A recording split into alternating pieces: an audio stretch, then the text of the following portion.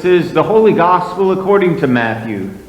Glory to you, O Lord. Jesus said, "You are the salt of the earth, but if salt has lost its taste, how can its saltiness be restored?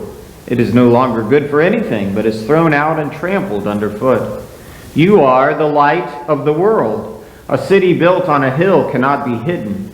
No one, after lighting a lamp, puts it under the bushel basket, but on the lampstand, and it gives light to all in the house. In the same way, let your light shine before others, so that they may see your good works and give glory to your Father in heaven. Do not think that I have come to abolish the law or the prophets. I have come not to abolish, but to fulfill.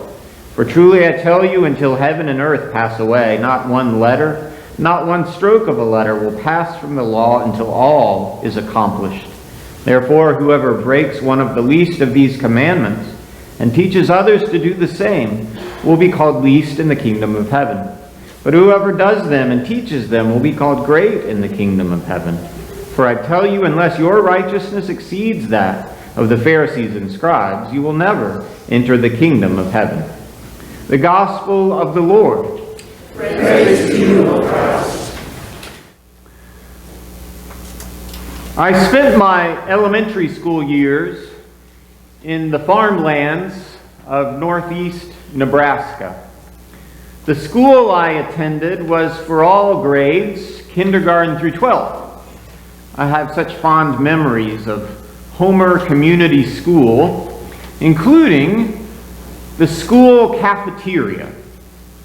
Now, maybe it was because I was young and all food seemed good to me then, but I remember really enjoying the lunches that were served at school. There were some pretty amazing Midwestern-inspired options. Goulash and barbecue rib sandwiches were on the menu often. But the best lunch, the absolute favorite lunch among the students, was only served every once in a while. And it was this, a sweet rice, a kind of rice pudding, slow cooked and creamy. You'd get a scoop of it on your cafeteria tray, and then at your table you could take a little milk from your milk carton and pour it on top. And then sprinkle a little cinnamon from shakers that were set out that day. I don't know if I'm describing this very well. I don't know if you ever had anything like that or if you can imagine it. Well, it was delicious. It was like having dessert for lunch. But we only had this sweet treat for lunch occasionally, you see. On those days, we'd come into the cafeteria to put our things down. And then we'd see there on the tables the silver cinnamon shakers. We'd see those shiny containers of spice, and we knew what that meant. We knew then that we were having our favorite lunch that day, and there was great joy. Jesus says, "You are the salt of the earth." You are the salt of the earth, the spice that gives flavor and brings joy. Salt tastes different than cinnamon, obviously, but its ability to season things, especially in ancient times, was very valuable. Salt seasoned, it preserved, it improved the quality of food and of lives. It would have been hard to imagine a world without salt then, just like it would be hard for us to imagine food without flavors now. Jesus says, "You are the salt of the earth," and that means that you are valuable. That God has a special purpose for you in this world that God loves. For God, we are like those shining containers of cinnamon on the cafeteria tables, a sign of the goodness of God, the goodness of things to come, a reflection of God's joy and God's purpose. Maybe you've heard that translation of the Bible, the paraphrase known as the Message. Well, this is how the Message describes these words of Jesus. It says, "Let me tell you why you are here.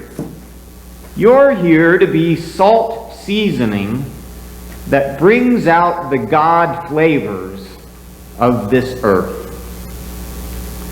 I love that thought, that image of what it's like to be God's salt. It means that our job is to highlight and to enhance the God-given grace and beauty that God has already made available to all. It occurs to me today that being a scout has a lot to do with being salt. No, not because scouts sell popcorn, which is a yummy salty treat. But I'm talking about all the ways that scouts appreciate and point to God's goodness. A scout understands the wonder of the outdoors, of God's creation, and so you take special responsibility to care for it and to invite others to enjoy the imprint of God's goodness we find in nature. As a scout, you realize the importance of community, what a gift it is to have the support of friends, and so you organize yourselves into dens and packs and patrols and troops with responsibility toward others and a Christ-like way of caring for all. As a scout, you understand the importance of serving others, and so you make service one of the hallmarks of the life of a scout. And guided by the Spirit, you share your time to scout for food or clean up a roadside or take up an Eagle Scout project that benefits a whole community. Jesus says, "You are the salt of the earth." And that's his way of inviting all of us to be salty. Salty in the good sense, enrich the lives of others and better the world around us sense. For God has already poured out goodness and blessing into you. And now God is shaking you up and sending you out to be goodness and blessing to all. Now here at Zion Lutheran Church, each Sunday morning when we worship, we share the sacrament of Holy Communion. It's not just occasionally, but every time we gather that we are invited to receive these gifts of bread and wine, the body and blood of Christ given for you. Jesus has promised to be in this meal, in this means of grace, and it is the presence of Jesus broken and poured out for his people that makes it special. See, here on this table are signs of the goodness of God, the goodness of things to come, reflections of God's joy and purpose. When we enter and see this table, we can know and trust that Jesus will fill us here with good things and then send us to be bread and drink and salt for the world. Amen.